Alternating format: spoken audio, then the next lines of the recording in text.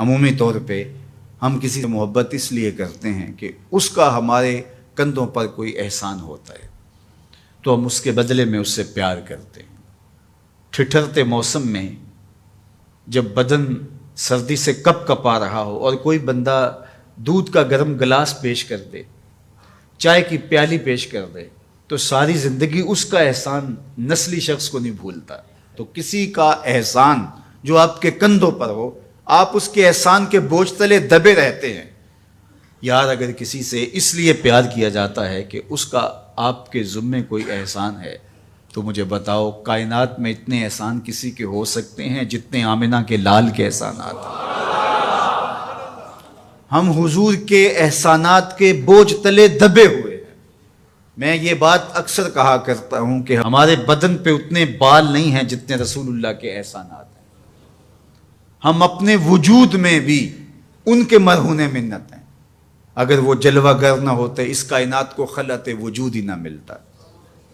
یہ دنیا بنائی ہی گئی حضور کے لیے۔ انسانیت مقروض ہے جناب رسالت مآب صلی اللہ علیہ وآلہ وسلم کی۔ کیا آپ نہیں جانتے کہ باپ اپنی بیٹی کو زندہ درگور کر دیتا تھا؟ تو بتاؤ یہ کتنا بڑا ظلم تھا۔ اور میرے اور آپ کے آقا و مولا نے اس زمانے میں جب بیٹیوں کو زندہ درگور کر کے باپ فخر کر رہا تھا، فرمایا لوگوں سن لو، میری فاطمہ میرے جگر کا ٹکڑا ہے۔ کسی سے اس لیے پیار کیا جاتا ہے کہ وہ صاحب کمال ہے۔ مشاہیر سے لوگ اسی لیے پیار کرتے ہیں، بڑے بڑے سائنسدانوں سے، بڑے بڑے ہیروز سے، قائدین سے، اہل علم سے لوگ اس لیے پیار کرتے ہیں کہ وہ صاحب کمال ہیں۔ تو کوئی لاؤ نا ایسا صاحب کمال جس نے انگلی کا اشارہ کیا ہو چاند ٹکڑے ہو کے قدموں میں آیا۔ کوئی لاؤ نا ایسا صاحب کمال جس کے ہاتھ اٹھے ہوں سورج پلٹ کے عصر کے وقت پہ آیا ہو۔ کوئی لاؤ نا ایسا صاحب کمال جس نے اشارہ کیا ہو درخت قدموں میں آ کے سجدہ ریز ہو گئے ہوں۔ کوئی لاؤ نا ایسا صاحب کمال جس نے اشارہ کیا ہو کھجوریں پکی ہوئی قدموں میں آ کے گری ہوں۔ او سڑیاں کھجوراں اگا جان دائے، او پتھراں نو کلمے پڑھا جان دائے، قطرے کو سمندر ذرے کو ستارہ کرتے ہیں، کونین کو خم آ جاتا ہے جب زلف سنوارا کرتے ہیں۔ کوئی لاؤ تو صحیح زمانے میں ایسا۔ اچھا کسی سے پیار اس لیے بھی کیا جاتا ہے کہ مستقبل میں اس کی کوئی ضرورت پیش آنی ہوتی ہے تو بندہ تعلق رکھتا ہے۔ تو اگر یہ غرض ہے محبت کی تو بتاؤ نزع سے اوکھا ویلا ہو سکتا ہے؟ بتاؤ حشر سے کوئی اوکھا ویلا ہو سکتا ہے؟ اس اوکھے ویلے نہ باپ کام آئے گا، نہ ماں کام آئے گی، نہ بہن کام آئے گی، نہ بھائی کام آئے گا، نہ بیوی، نہ دوست، نہ اولاد، نہ مال، کچھ بھی کام نہیں آئے گا۔ اگر وہاں کام آئے گا تو آمنہ کا لال ہی کام آئے گا۔ تو پھر آؤ نہ ان سے محبت کا رشتہ جوڑتے ہیں۔ کسی سے اس لیے پیار کیا جاتا ہے کہ وہ سونا بہت ہے۔ اچھا یہی معیار ہے اگر کسی سے محبت کا، اور یہی سب سے بڑا داعیہ ہے محبت کا، تو آؤ پھر اس سے پیار کریں۔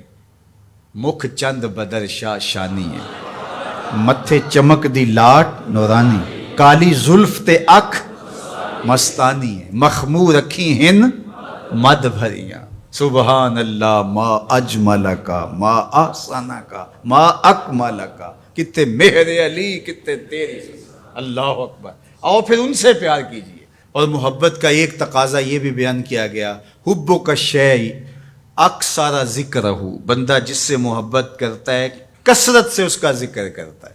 کوئی بہانہ تلاش کر لیتا ہے، کوئی راہ تلاش کر لیتا ہے، کوئی سلیقہ کوئی طریقہ ڈھونڈ لیتا ہے ذکر کا۔ جو کسے دا عاشق ہوئے گل اسے دی کردہ، میاں صاحب کا لہجہ دیکھیے، جو کسے دا عاشق ہوئے گل اسے دی، سو مکر بہانے کر کے مرنے ہو دے مردہ۔ تو جس سے محبت ہوتی ہے تو بندہ پھر اسی کی بات چھیڑتا ہے، اسی کا تذکرہ چھیڑتا ہے۔ کثرت ذکر قرار جاں کا سبب اور ذریعہ ہے، اور تسکین کا سبب اور ذریعہ ہے۔ محبت کا ایک تقاضا محبوب کی اطاعت اور فرما برداری ہے۔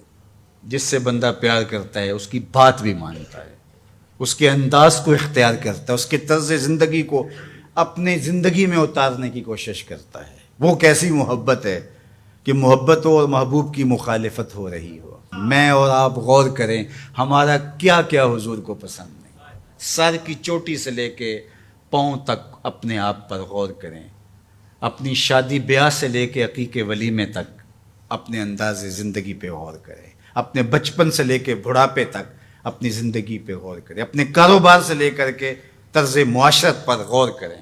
حضور کے نام کے نعرے لگاؤ، حضور پہ درود پڑھو، حضور کے حسن کا ذکر کرو، حضور کی نعتیں پڑھو، محافل سجاؤ، حضور کے لیے قربانیاں پیش کرو. لیکن کیا ہم اپنے جذبات کی قربانی نہیں دے سکتے؟ اپنی زندگی کو ان کی محبت کے سانچے میں نہیں ڈال سکتے؟ اگر ہم نہیں ڈال سکتے ہیں تو پھر ہماری محبت ابھی خام ہے، ابھی کچی ہے. یہ ربیع الاول کا موسم یہ ہمیں موقع فراہم کرتا ہے. کثرت ذکر محبت کی نشت کا سبب ہے. حضور کے جمال کا تذکرہ حضور کی محبت کی نشت اور نہضت کا ذریعہ ہے. حضور کے فضائل و مناقب کی باتیں سننا حضور سے پیار کو بڑھانے کا ذریعہ ہے. اور پیار جب پیدا ہوتا ہے تو پھر اس کا لازمی نتیجہ عمل اور عملی زندگی بھی ہے. اس لیے اس موسم کو بھرپور گزاریے گا، اچھے انداز سے گزاریے گا، اور میلاد کے نام سے کسی خرافات سے اپنے آپ کو محفوظ رکھیے گا. یہ دھوم دھڑکے، یہ ڈھول باجے اور یہ رسے باندھ کر کے راستوں کو بلاک کر کے لوگوں کو اذیت پہنچانا، یہ میرے نبی کا طریقہ نہیں ہے. خوبصورت انداز سے گھروں میں درودوں کی محافل سجائیے گا. اپنے بچوں کو بٹھا کے سونے محمد پہ درود پڑھیے گا.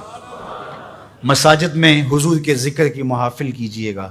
صدقہ و خیرات کیجیے گا. اپنی ہمسائیگی پر، اپنی رشتہ داری پر غور کیجیے گا. اور جہاں ضرورت ہو وہاں آپ ان کی مدد کے لیے پہنچیں. یہ میرے